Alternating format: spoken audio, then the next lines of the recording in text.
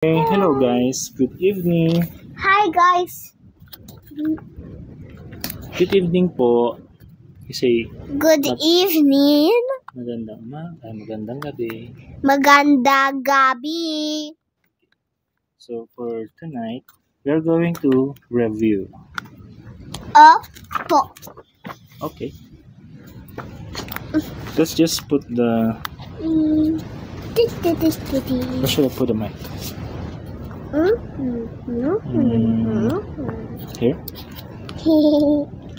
I'll get this here, so they can hear me too. Okay. Yeah. Okay. You tell me. Okay. Tell me if the statement is tama o mali. Okay? Okay. What does tama mean first? Tama means Correct. correct. And then mali means Not correct. yeah. So our subject is Bansa. makabansa.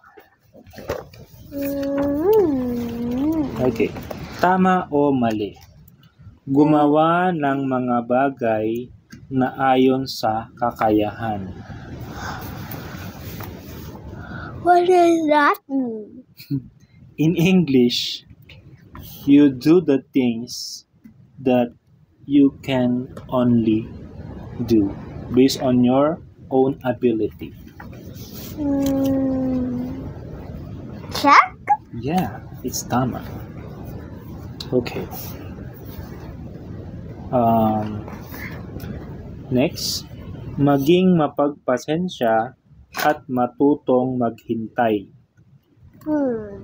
That means learn to wait. Oh, that means be patient and learn to wait. Correct? Yeah. Just say tama if it's correct.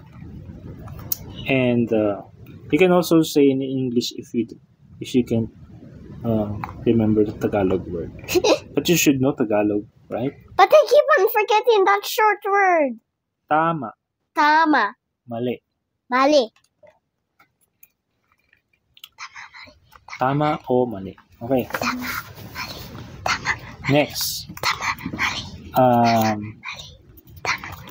May tiyaga sa mga bagay na ginagawa. That means you are... What's the English of tiyaga? I don't know. Tama. What's the English of tiyaga, guys? That means you are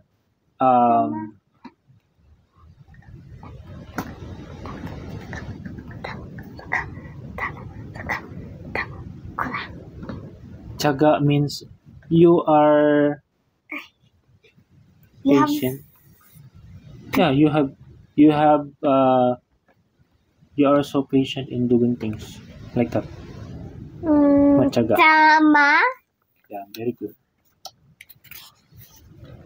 Okay. Hello, guys. Next one. Huwag sumunod sa mga utos ng nanay. Tama. I will translate it in English. Don't obey the command of your mother. Hindi. That means mali. Right? Hindi means no? Yeah. It's not good. Right? Yes. I'll just say hindi. You have to say mali because that's the right term we use. But I like to say hindi. Saying hindi means you're just trying to say no, I don't want, something like that. Oh. Okay, next. Mga karapatan ng bawat tao. What does that mean? Karapatan. Karapatan. Yeah. That means... Wait, I have to put it here. Karapatan. Karapatan. That means what do you call that?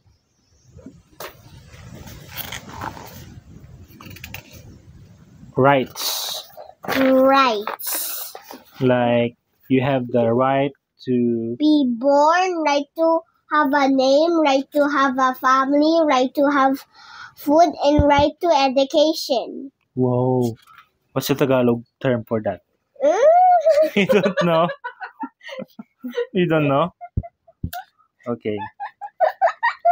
I will tell you. Karapatang maisilang. That means the right to be born. Magkaroon ng pangalan. But also, guys, you are lucky if you have all of those rights, because the ones who don't have those rights are not lucky. The one left on the road, they don't have a right to have a name. Also, the babies. Yes. So you are lucky to have a family, right to be born, right to have a name. Yes. Also, they are blessed because they if they have a name, they are blessed just like you, right? Okay. So be grateful. Be grateful. Okay, we go to the next one. Karapatan na magkaroon ng pangalan, nasyonalidad. This one. Karapatan magkaroon ng pamilya. Right to have a family. Yes.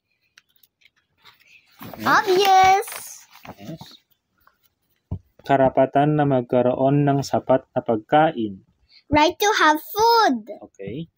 Karapatang makapag-aral. Right to learn. To study and learn. Right? Yeah. Right for education. Karapatang manirahan sa payapang lugar. Right to live in a peaceful place. Oh. Karapatang pang-medical.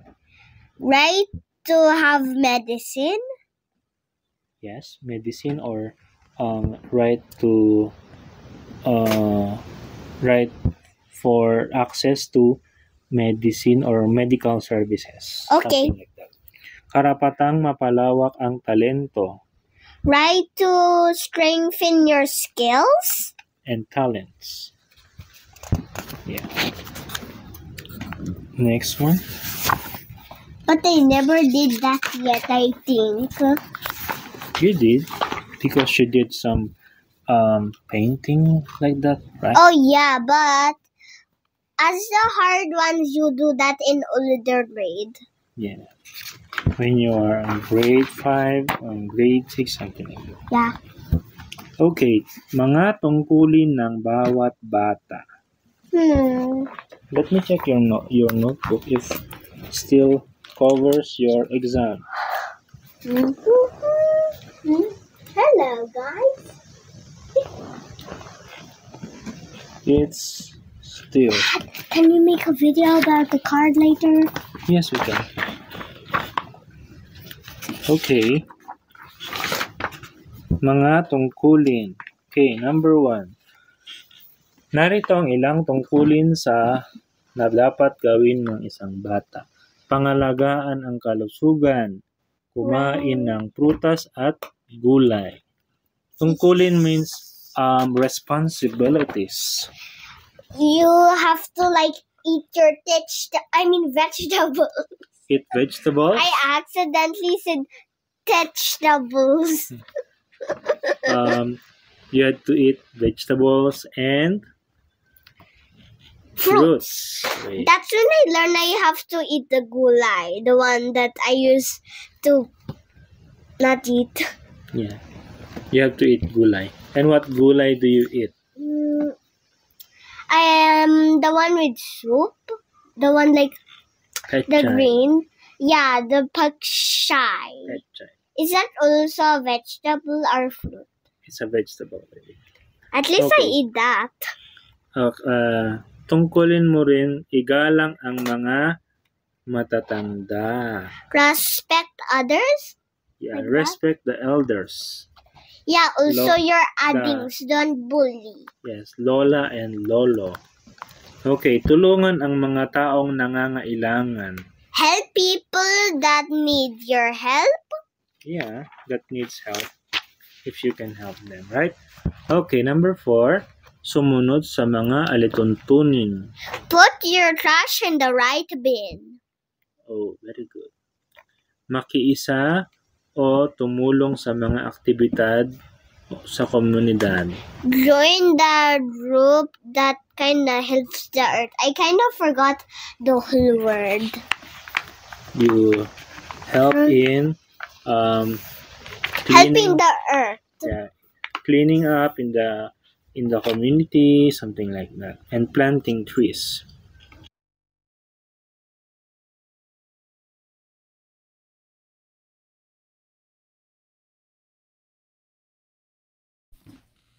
Okay, say something. Mama. Goodbye, guys. We're done. We're done. The next lessons, I mean the next ones are on the next videos. Yes, bye-bye. Bye-bye.